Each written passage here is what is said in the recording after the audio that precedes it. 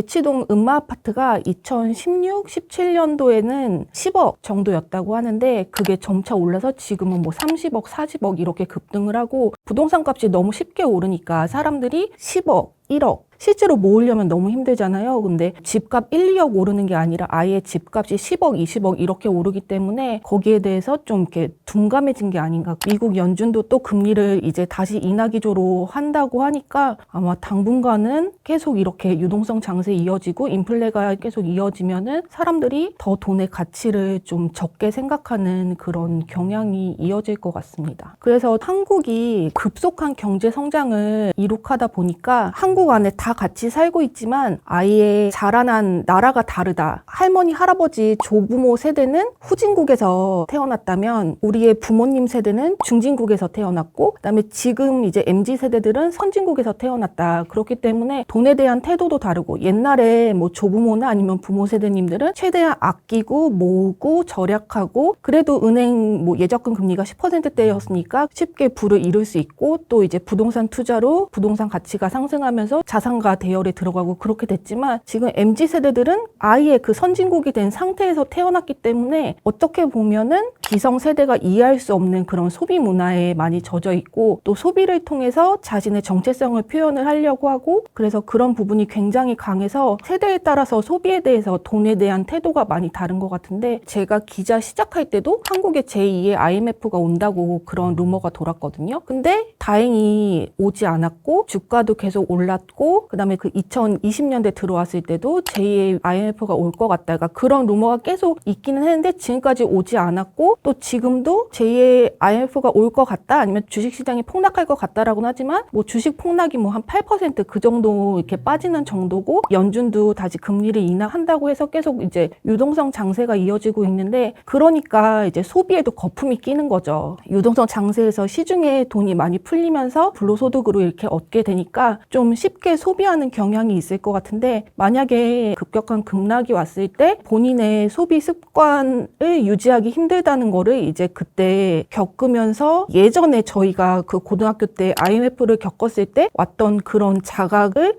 이제 젊은 세대들이 겪을 수도 있다고 생각을 하는데 저는 지금 MZ세대들은 거의 선진국형 소비를 하고 있는 것 같고 예전에 저희가 생각했던 선진국의 상류층이 할 법한 소비가 한국의 일반 중산층까지 내려온 게 아닌가. 그래서 이게 유동성 장세의 영향으로 다행히 상향평준화 이런 게 좀 이루어진 상태이기는 한 것 같고 그래서 돈에 대한 태도라고 본다면은 돈에 대해서 욜로 집값이 너무 비싸기 때문에 사는 건 상상할 수조차 없기 때문에 그냥 현재를 즐기면서 살자. 그래서 뭐 해외여행 많이 가고 여행 많이 가고 취미생활에 돈 많이 쓰고 그런 욜로 현상이 나타나는 것 같기도 하고 우리 사회는 10대에는 대학 가야 돼. 20대에는 결혼해야 돼. 30대에는 뭐 승진해야 돼. 40대에는 뭐 그 자녀 대학 서포트해야 돼. 뭐 이게 다 나이별로 정해져 있잖아요. 그러니까 사람들이 그 기준에 맞춰서 사는 거는 좋은데 만약에 본인이 내가 그런 삶의 기준을 따라가는 걸로 만족을 할 수 없고 내 삶의 이상을 충분히 실현하지 못한다고 느낀다면은 과감히 그런 패턴에서 나올 수 있는 근데 최대한 내가 돈의 영향을 덜 받고 돈에 너무 집착하면서 내가 무리한 일을 하지 않고 그런 기준을 설정해 주는 게 돈에 휘둘리지 않는 삶이라고 생각을 하거든요. 그러려면은 본인에 대한 메타인지가 잘 형성이 되어 있어야 되고 본인의 에너지를 적재적소에 효율적으로 써야 된다고 생각을 해요. 그래서 한남동에 100억짜리 집에 살아야 만족할 수 있어. 그런 사람이라고 한다면은 본인이 뭐 스타트업을 한다던가 대기업에 들어간다던가 그런 유튜브 셀럽이나 아니면은 뭐 연예인이 된다거나 아이돌이 된다거나 하는 방식으로 그만큼 노력을 해서 그 부를 이루어야 되잖아요. 근데 그게 아니라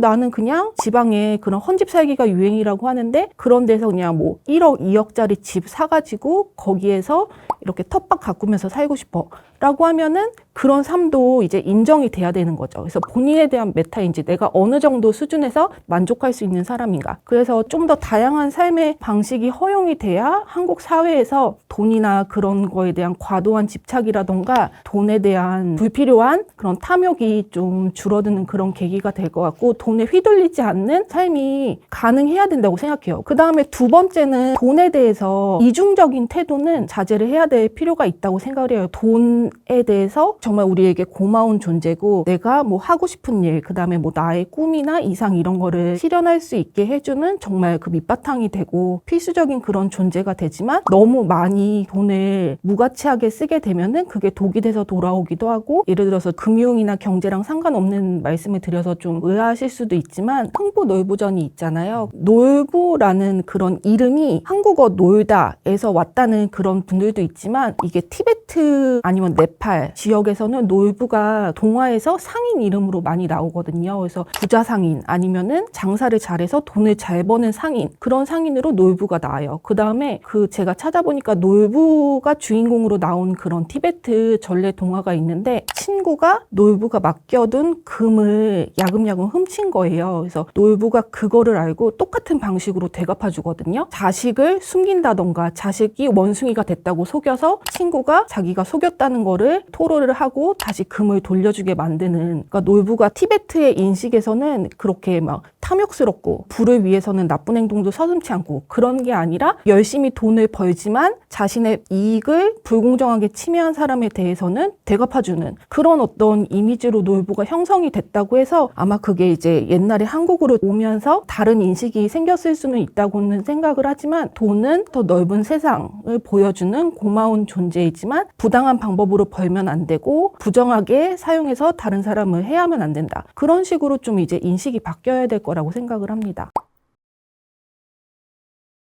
제가 생각할 때는 아무래도 저희 세대 때도 운 좋게 강남에 진입을 해서 자산가가 된 그룹과 그렇지 않은 그룹이 나뉘어져서 그 부모 세대들이 지금 영끌을 해서 집을 사고 있는 거잖아요. 그 자식들과 본인들이 그때 투자를 하지 않았던 것으로 너무 그 기회비용이 크니까 지금 이런 다시 사이클이 돌아왔을 때 집 사야 돼, 무조건 부동산 사야 돼, 그러면서 투자에 끌어들이고 있고, 그 다음에 MZ세대들도 부모 세대들의 영향을 받아서 그렇게 부동산 영끌을 한다고 그렇게 생각을 하고 있고, 그러니까 한국이 부동산이 유일하게 믿을 수 있는 투자 자산이라는 그런 인식이 형성이 돼 있어서 그런 거고, 증권 분야를 오래 취재를 하다 보니까 아무리 뭐 주식시장을 부양한다고 그렇게 말은 하지만 사실 사람들이 와닿지가 않고 실제로 주식 실패를 한 그런 사례가 너무 많기 때문에 아무래도 부동산 불패 신화가 한국에서 쉽사리 사그러들지는 않을 거다. 그 다음에 우리나라 증권시장이나 금융시장의 좀 투명도가 낮은 부분이 있고, 그 다음에 개미 투자자들이 작전 세력이라던가 아니면은 기업 오너가라던가 불투명성으로 인해서 거기에서 이익을 가져가는 사람들은 정말 소수의 기관이나 세력들인 경우가 많기 때문에 그런 데서 오는 박탈감 등이나 똑같이 이렇게 돈을 벌려고 하는 동기에서 투자를 하고 자금을 모으려고 했는데 거기에서 뭔가 좀 부당하게 이익을 얻지 못했다거나 아니면 투자 실패를 겪었다던가 그런 것 때문에 아무래도 좀 더 부정적인 인식이 생기는 게 아닌가 그런 생각이 듭니다. 제가 2018년에 지금도 기억이 나는 게 그때 미국 증시가 급락을 해서 그때 들어갈까 생각을 했거든요. 그러다가 저는 항상 급락에 대한 공포가 있기 때문에 들어가지 않았는데 그 이후로 지금까지 또 계속 사상 최대를 갈아치우면서 미국 증시가 계속 오르고 있기 때문에 너무 과도한 공포심을 갖는 것도 바람직하지는 않은 것 같고, 그래서 저는 그 미국 퇴직연금 401k 그거를 한국 사람들이 주목을 하면 좋을 것 같다고 생각을 합니다. 왜냐면은 그게 미국의 노동자들이 이제 은퇴하고서 받는 퇴직연금이기 때문에 국민연금 따라 투자하는 그런 식으로 401k를 좀 따라서 투자를 한다거나 하면은 안정적인 투자를 할 수 있지 않을까 그런 생각을 합니다. 그 다음에 가계부채가 3,250조라고 하거든요. 근데 그 중에 주담대가 60%고 1은행권들이 다 대출을 조이고 있어요. 카드론도 사상 최대인 상태여가지고 카드론에 대해서 어떤 뭐 교수님들은 공포스러울 정도다, 이게 진짜 시한폭탄이다 이렇게 말씀하시는 분들도 있고 한데, 이게 지금 다 정부에서 대출도 누르고 카드론도 누르고 그러면은 돈 있는 사람들이야 괜찮지만 서민이나 그런 분들은 진짜 돈 빌릴 데도 없고 당장 생활비가 없으면 카드론 쓰고 싶은데 카드론도 못 쓰고 이제 사채로 가게 되잖아요. 그런데 미국에서는 기준금리를 낮춘다고 하고 또 한국은행은 아마 기준금리 동결할 것 같다고 하기는 하는데, 이런 상황에서 다들 마음속으로 시장의 급락이 올지도 몰라 이런 공포심을 항상 가지고 24시간 내내 이런 공포심을 안고서 살고 있는데, 생각보다 이렇게 역사적으로 봤을 때는 급락이 그렇게 쉽게는 오지는 않는 것 같더라고요. 근데 한국 경제나 뭐 세계 경제나 미국 경제나 항상 급락의 가능성을 염두에 두고 생활비라던가 정말 뭐 지출이라던가 빚 내는 거라던가 그런 거에 있어서 주의를 해야 되는 그런 상황이라고 생각을 합니다.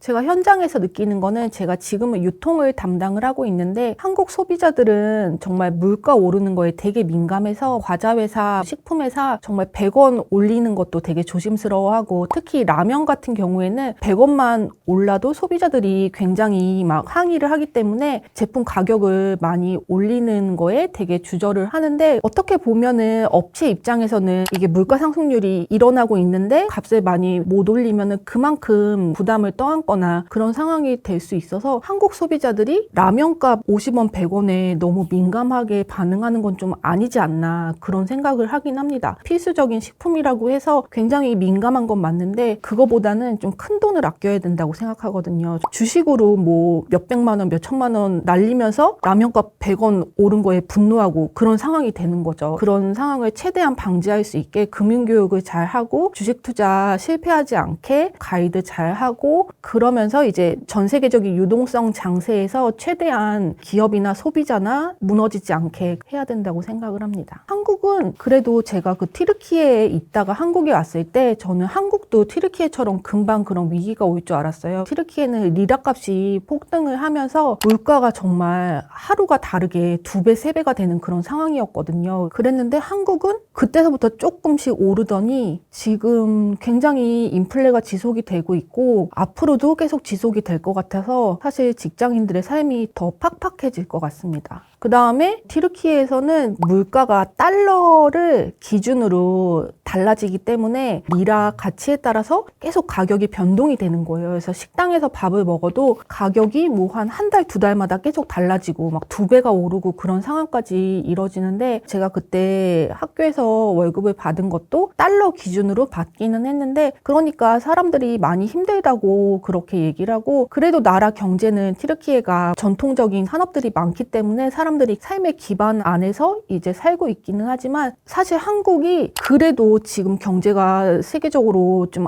아직까지 탄탄한 나라 중에 하나고 월급 수준도 굉장히 괜찮기 때문에 지금 만약에 60만 원, 70만 원 그런 월급을 받는 동남아나 중앙아시아나 남미 그런 분들은 지금 거의 부업을 2개, 3개, 4개 이렇게 하면서 살고 있다는 뉴스도 보고 그러거든요. 한국 분들도 항상 그런 거를 염두에 두고 본인의 예산을 짜고 지출 계획을 세우는 게 좋다고 생각을 합니다. 영국의 철학자 버트런드 러셀이 한 말을 어떤 책에서 봤는데 각 시대는 그 시대의 환상을 가지고 있다는 거예요. 모든 창조성이 그 환상을 유지하기 위해서 일어난다고 하는데 저는 지금과 같은 전 세계 경제 상황에서 딱 맞는 말이라고 생각을 합니다. 그래서 버트런드 러셀이 그 말을 한 이유는 경제 대공황으로 2차 세계대전이 벌어지고 그런 것들을 보면서 각 사회의 환상이 얼마나 위험하게 작용할 수 있는가 거기에 대해서 좀 경계하는 말이었다고 생각하는데 저는 지금 미국의 대공황을 걱정하는 사람들도 되게 많잖아요. 굉장히 장기간 유동성 장세가 이루어지기 때문에 이게 어떻게 파급 효과가 날지도 모르고 중국에서 미국의 재고를 다 처리할 수 없으면 중국까지 대공황의 여파가 갈 수 있다고도 말을 하고 또 미국에서 나온 그런 경제책을 보면은 지금 미국의 빈곤 문제가 너무 심각하다고 하거든요. 그래서 지금 대공황 이후에 좀 회복되는 듯 했다가 2008년 금융위기를 겪고 그러면서 미국의 많은 그런 제조업이나 이런 게 무너져 있기 때문에 트럼프가 계속 이런 정책을 펼치는 거고 그래서 이런 상황이기 때문에 지금까지 글로벌 장세로 계속 파티를 하면서 다들 행복해했지만 이게 한순간에 거품이 무너질 수도 있다는 거를 항상 염두에 둬야 되기 때문에 그런 거품이 오지 않고 과거의 그런 비극적인 사건이 되풀이되지 않으려면 정말 개개인이 본인의 창의성을 최대한으로 발휘를 해야 되는 세상이고 젊은 세대들이 그래도 한국 역사상 가장 풍족하게 자라난 세대가 아닌가 그런 생각은 하거든요. 중산층의 비율이 많아진 거는 사실이고 분명히 그 부분에 대해서는 좀 본인들이 창의적으로 뚫고 나가야 되는 그런 시점에 온 것 같아요. 저 기업인이 창의성을 발휘해서 돌파구를 만들어주겠지 그렇게 기대를 하기보다는 좀 더 개개인적으로 본인의 전문성을 길러야 되는 것 같기는 해요. 그래서 어떤 경제의 구조조정 한파가 왔을 때 그럴 때에도 나를 지킬 수 있는 중심을 가지고 있어야 되고 되고 먼저 본인의 삶에서 창의성을 찾아서 새로운 수요를 창출해내고 그런 실천들을 한 명 한 명이 다 해야 되는 시점이 된 게 아닌가 그런 생각이 듭니다.